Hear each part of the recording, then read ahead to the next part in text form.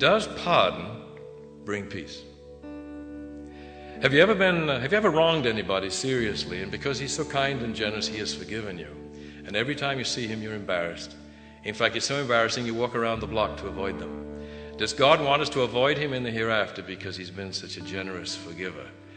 That says to me that justification is far more than mere pardon.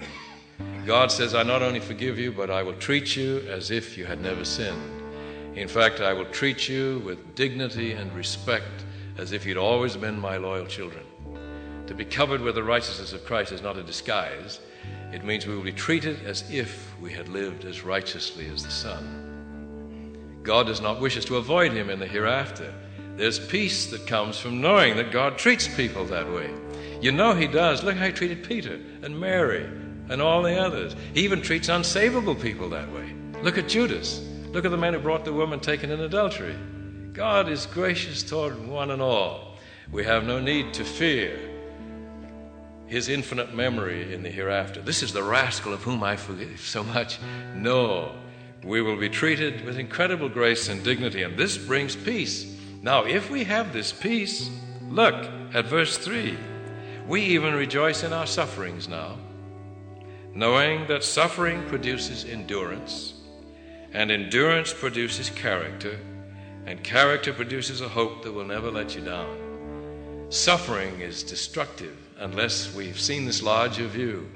God might be disciplining us. He might be allowing us to reap what we've sown. Or it might be we're just living on this dangerous planet full of terrorists and viruses and germs and drunk drivers. With a larger view, we understand this, and we have peace. Paul was beheaded, but he was at peace and said, I don't mind if I die. I won't be aware of my time of death. I'll be with the Lord. So he wasn't afraid to die. What makes people afraid to die? Isn't it that when we die, every one of us comes face to face with God? Can't avoid it.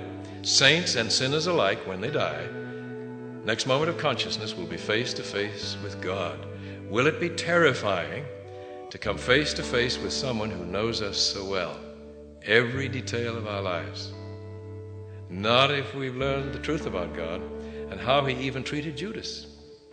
If I come face to face with God and I'm Judas, he'd kneel down and wash my feet if it would do any good. That's the way he is. Or will he change in the end? How did Jesus look at Judas when Judas went out to commit suicide? Isn't it the same way he looked at Peter? Exactly the same. We, if we're lost, have no reason to be afraid of our Heavenly Father. The worst thing he'll do is to sadly give us up. That is his wrath.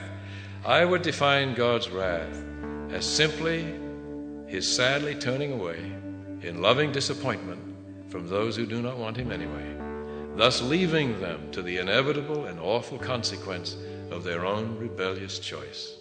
And he will pour out his wrath on his children in the end. That's right. He will sadly give them up. Will they die? Look what happened to Christ.